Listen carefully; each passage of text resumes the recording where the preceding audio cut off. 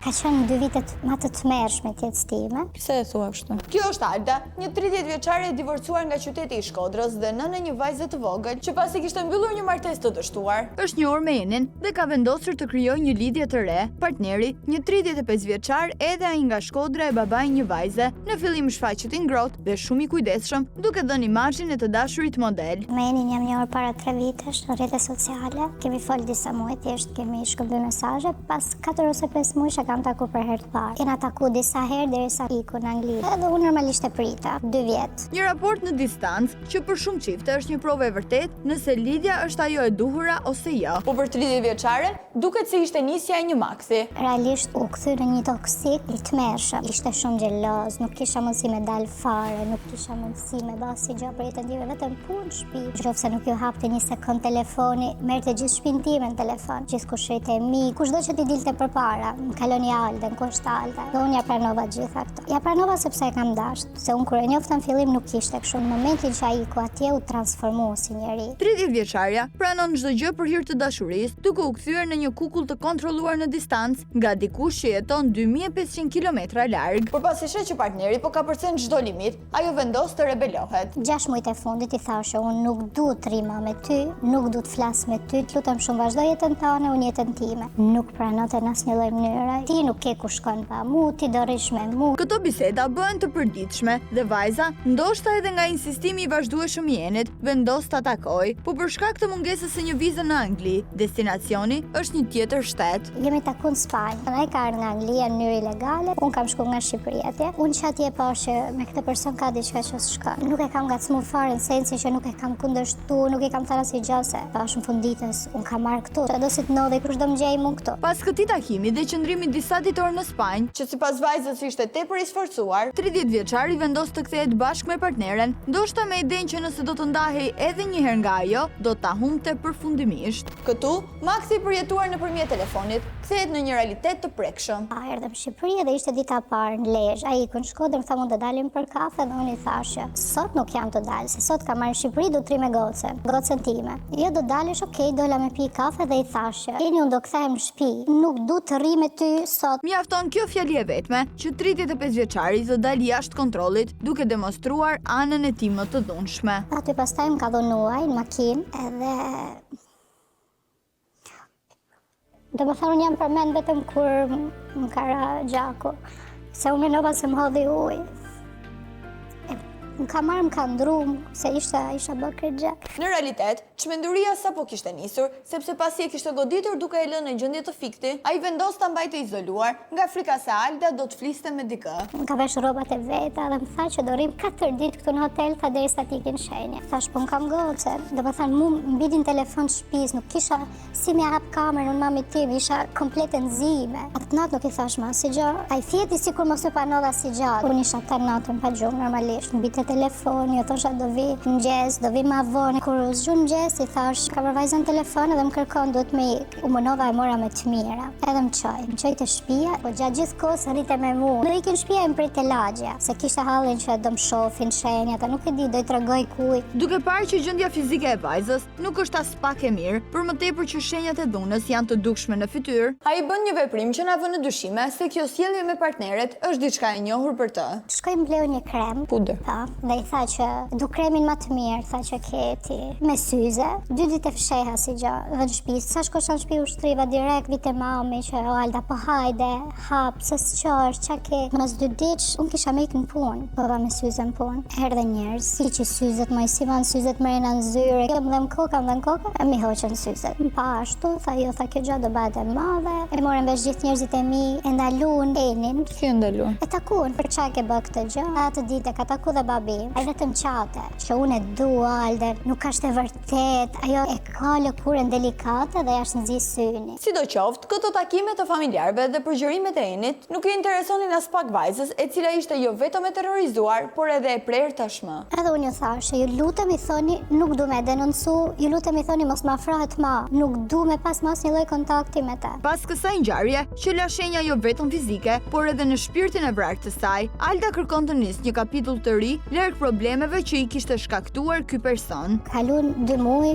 unë u zhvendosa në Tiranë, fillova jetën time në Tiranë. Në këto 2 muaj të shkruante, të kërkonte. I ndrova numrin e gjithë, më kërkonte kudo. Pas 2 muajsh pastaj kishte gjetë një shoqen time dhe shkuta ajo, thanë që të me fol me Alden, pyeta Alden si është, se nuk kam asnjë kontakt as gjë. Ka thënë ajo që nuk e di se çka ka ndodhur, do pyes një herë Alden, pastaj do flas me ty. Pasi shoqja i tregon për bisedën me Enin, vajza bën një gabim që e kthen edhe një herë në pikën e nisjes. Këtu ishte faji, që unë pranova të pi kafe me ta. Jep një mundësi, tha, okej, nëse ti do të jap një mundësi më lekohen time mos më ngjit. Pas këtij takimi në lokal, për të mos lënë asnjë gjurmë se ku banon në Tiranë, vajza lëviz me taksi drejt shtëpisë. Por kjo skem nuk funksionon. Ai çka ka bë, ka marr targen e taksis, ka marr kompaninë e taksis në telefon dhe ato i kanë tregu ku ka lënë mu taksisti, dhe vetëm kur vjen te shtëpia ime. Unë do rri këtu me ty, se ti je konfuze, ti më don, edhe nëse unë të du, kam një ndjesi sa do të vogël për ty. Më le mu që ta ushqej edhe ta shoh se a do rritet apo do zhytet më keq, do maroje. Nuk mikte nga shtëpia. Në fakt, edhe kësaj radhe 30 vjeçaria vendos zemrën përpara arsyes, duke ju rikthyer një lidhje nga e cila kishte marrë vetëm ngarkesa të forta emocionale dhe psikologjike. Por gjatë kësaj periudhe afrimi, ndodhin sërish gjëra të paimagjinueshme që e bindin përfundimisht vajzën se ky person ka probleme serioze që i demonstron në mënyrën më të frikshme.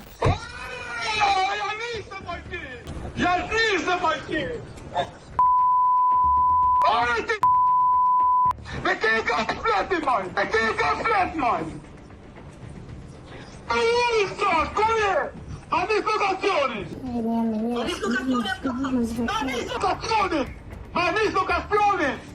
Anis locazioni to si tash. Jo me ja mirë. Anis locazioni banu! Anis locazioni po pe. Ti do me ditë shtëpit. Ore, ti ku jeti, mos me shkupa. Kus ti ka se mos me shkupa. Sa isha atje ma kinësi jetë, ma të sa isha atje. Ma të shiktu ma të me shkatru njerë, kam tonë të ma mu që sukin të su mu marë të këske. Në kushtet ku ndjehet vërtet e tmerruar nga këto shpërthime, vajza vendos të largohet për pak ditë nga banesa, por kur kthehet, përballet me një tjetër të papritur. Unë nuk e disha që ai ka bë Chelsea-n kopje. Edhe ai kishte hyrë mes natës te ajo shtëpia, ka marrë çantën time, pasaport, patent, karta banke, gjithë. Ai ke parasysh se kisha lënë një çantë vesh dhe ka ik. Atë natë kam denoncuar. Për te denoncimit për sendet të humbura, ajo kërkon që ta mbajë sa më larg këtë person që e ka terrorizuar me të gjitha format. Morën, më dhanë mu një urdhër mbrojtje, pos mora kartat e mia, pasaportën, e gjitha këto. Edhe pse me urdhër mbrojtje, vajza nuk ndjehet e sigurt, ndaj vendos që të lër pas gjithçka, duke u zhvendosur drejt Italisë. Kam shkruajt një mesazh në aeroport, e kam thënë që unë të gjitha këto që ti më ke bëja kam lënë Zotit. Unë jam të largu sepse unë nuk e shoh absolutisht jetën me ty. Dhe ti nuk du me të pa kur ma me sy. Mas asaj kam fik numrin, i kam fik gjitha, ka fillu merr mamin tim, merr babin, ka marr hallen, i ka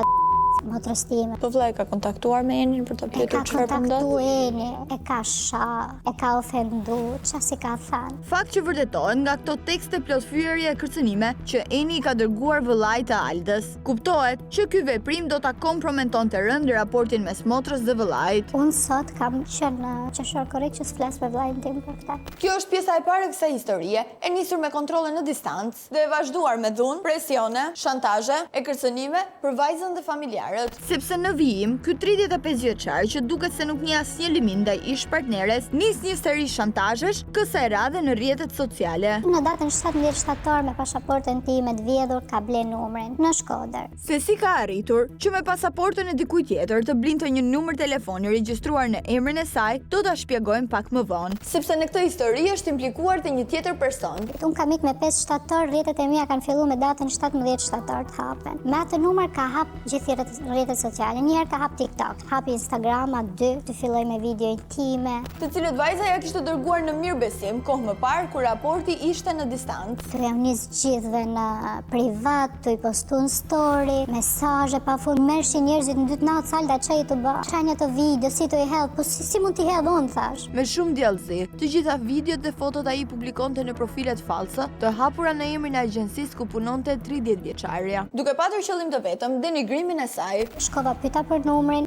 ishte ble me emrin tim, eri mora numrin, hapa Instagramin, edhe e kam unë Instagramin që ai ston videot e mia. Dhe çfarë gjeta aty? Ças gjeta, ka fut në grupe masazhesh, ju ka qut çunave që si njofa si di fare video, ato nis video, ky nis video, pa shaka, ofendu, fjalore të pista, është njeriu më i poshtër që unë kam njoft në jetën time. Por likësia e ish-partnerit nuk është mbyllur ende. Sepse për ta terrorizuar 30 vjeçaren dhe familjen e saj, ai shpik diçka tjetër. Bëhet polic për një ditë. Të shkruaj nga OPG, Komisariati numër 4 Tiranë. Ai duhet të paraqiteni në lidhje me një situatë. Të njëjtin mesazh i ka shkuar dhe babit tim, të njëjtin mesazh dhe mamit tim. Dhe ky është numri që ky ka ble me pasaportën time. Është i njëjti numër që ka shkruar në emër të shtetit. Me gjithë këto detaje që vajza na ka ofruar, situata është vërtet jashtë kontrolli, por edhe e vështirë për të menaxhuar. Për më tepër, që 35 vjeçari është një person tepër i kujdesshëm që arrin të fshijë çdo gjurmë, duke mohuar me forcë që të ketë lidhje me denigrimin e ish-partneres në rrjetet sociale. Që ka hap adresat e mia, zotri. I kam zbuluar telefonat, i kam shpërthy, edhe sa të ja boz, si sa të kënë të vinë të marrën, sepse nuk qëndrojnë pretendimet e atyre që të kanë denoncuar. Por në një moment të vetëm, ai bën një gabim fatal, teksa në një video chat me ish-partneren i tregon asaj foton intime që sapo ka publikuar. Më në fund, krahas dëshmive të paprovuara, kemi faktin se autori i shpërndarjes të videove denigruese në rrjetet sociale është ai. Prandaj ka ardhur momenti që së bashku me 30 vjeçaren të bashkojnë forcat me policin për t'i dhënë fund një herë mirë këtij makthi. Sa ti do është në hotel. Shkruash atje, do flasësh, ne do jemi pozicionuar ndërkohësisht dhe kjo do rrim makim me ne. Do dal kjo pa në dytë. Por edhe në këtë pikë ku jemi, gjërat nuk janë aq të thjeshta, sepse Befas Eni bëhet thuajse i pakapshëm, lëviz mes Shkodrës dhe Tiranës, pa na lënë kohë që ta gjurmojmë, edhe pse jemi në bashkëpunim të ngushtë me policitë e dy qyteteve. Sinqerisht do më bëni në proçti më sinqerisht e kam. Oreni, a ke ndonjë gjë ti mu trem? A të vime në një nga këto? Po ban më çat dush. Me ke më hap kamerën drejt, mos praj. Pas këtyre komunikimeve, kuptojmë që ai diçka dyshon ose diçka ka nuhatur. Ndërsa orët kalojnë dhe ne po punojmë për ta futur në kurth, Aldës i vjen një telefonat nga një i panjohur me këtë numër italian. Po kush je? Pak, jam ai shoku Enit. Por çfarë do të takosh tash në këto ora të shokut tim aty? Jo, më tha vetë ai. Jo, se mendova se më ke bërë në një kurso në një gjë. Po kush? Më i ta dish. Kush jeni ju, më falë shumë. Po lë kush jam ose di mjeti se kush jam, po them mos mendo se është njëri pa njëri, i ka këto. Dhe me njëherë pas telefonatës, ky mesazh kërcënues nga i njëjti numër. Alo, si e? Mirë, kush je? Unë jam Luela, jam gazetare nga emisioni Piranjat. Kam një audio që ti kërcënon një vajzë. Mund ta di çfarë marrë? Unë e kam të regjistruar dhe nuk po ngataroj numër. Unë e kam të regjistruar ku ti kërcënon një vajzë. Mund ta di çfarë marrëdhënie keti me Aldën? Kush është se një fare? Unë e kam të regjistruar edhe bisedën kur e ke marrë një natë në darkë, edhe bisedën që ti i ke shkruar me mesazh me të shkruar. I kam të gjitha. Ideja është çfarë marrëdhënie keti me të ai sa arrin dhe e kërcënon. Kërcënimi kam bërë. Çfarë kërcënimi ke bërë? Besoj se ti e di më mirë se mua. A je shoku i Enit ti? Jo. Nuk je shoku i Enit? Jo. E mohon. Shoku i Enit, i angazhuar për t'i bërë presion vajzës, na e mbylli menjëherë telefonin, duke bllokuar thirrjet, por numri ndërkohë është marrë si provë nga prokuroria. Ndërkohë, përpjekjet tona për të përballur me të riun shantazhues ende nuk po marrin drejtimin e duhur. Ajo vetëm që nuk ka dalë në takim, ashtu siç shpresonim, por madje ka mbyllur çdo kontakt me vajzën, duke na shtuar së tepërmi vështirësinë për ta gjetur. Por pak ditë më vonë, ndërsa në bashkëpunim me policinë e Shkodrës po kërkojmë të mësojmë se ku ndodhet, si një dhurat nga qielli na bie ky dokument i prokurorisë së Lezhës, në të cilën bëhet e ditur që Eni Halili është thirrur për t'u marrë në pyetje. Kuptohet për përndjekjen e vazhdueshme ndaj ish-partneres. 35 vjeçari Eni Halili sapo është paraqitur në ambientet e prokurorisë së Lezhës pas denoncimeve të njëpasnjëshme të bëra nga vajza. Gjasat që ai të arrestohen janë pothuajse zero. Por ndërkohë nga ana tjetër, sot në mëngjes në komisariatin e Lezhës, ne kemi depozituar fakte të reja të cilat mund ta rëndojnë situatën e këtij të riu. Ndaj pasi koordinohemi me agjentët në terren, pozicionohemi për ta pritur në dalje. Tamam, si të shkoj sot në prokurori? Në tregon. Për çfarë të pyeten në prokurori? Kom pyeten Në lidhje me çfarë? në lidhje për disa shpifje, disa gjana. Çfarë tregove aty? Çdo gjë, që gjetën në telefon sot. Tregove që e kërcënon Alda? Absolutisht se kam kërcënuar, ata e verifikuan edhe nga telefoni. Ndërsa ne sapo kemi nisur të flasim me 35 vjeçarin, ish partnerja nuk përmbahet dhe tepër e acaruar ndërhyn në bisedë. Nuk të fal fort, okay? Si mundet? Si mundet një partner të shpërndaj Fotot intime të të dashur. Po nuk është e vërtet më voj. Ne kemi zbuluar të gjitha. Pse më hap? Po jo më voj se më duhet më hus ato po drejtësia ato. Kush janë grupet e masazhit në ke futi mu? Kush janë çunat që ke çu video? Un kam çu video tuja. Kush janë? Po vajza, aja ke lënë drejtësisë më jalda. Do të vinte mirë t'ja bënte dikush vajzës tënde. Dëgjoj më vojz, shifin sekond se nuk janë për me Ne të gjana kemi po gjitha them. prova. Ti e ke dhunuar Aldën në makinë? Po, Ti e ke dhunuar jo, në makinë? jo, Alda ka shkruar jo. dhe ka foto që ti e ke dhunuar. Pse Po gënjen? s'është e vërtet me voj.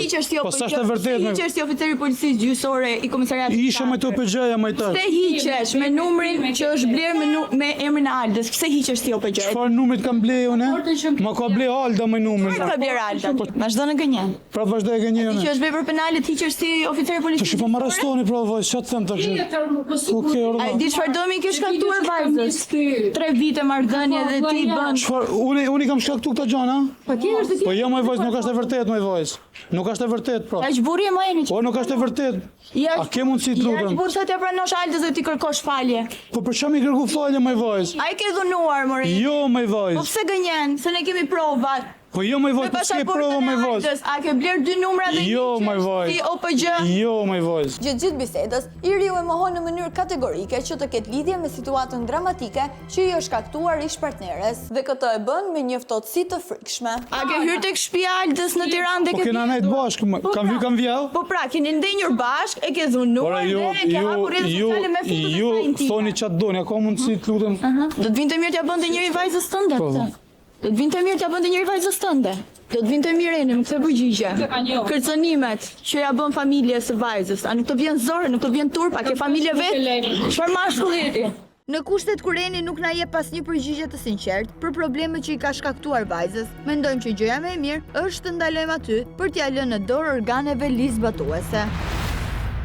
Por nuk kemi mbaruar këtu. Në Shkodër na pret një personazh që me dashje ose jo i ka shkaktuar net pa gjumë 30 vjeçares. Bëhet fjalë për punonjësin e një kompanie të telefonisë celulare, e cila e shtyrë nga Eni, i ka dhënë këtij të fundit karta telefoni të regjistruara në emër të Aldës. Kuptohet që pa dijenin e kësaj të fundit. Telefoni aty më duket. Absolutisht jo. Unë di se ka kur një telefon me personin dhe më thonë që është bëj, ka thonë më ndërgët ju të një karte. Kam thonë po thonë është familjare jemi.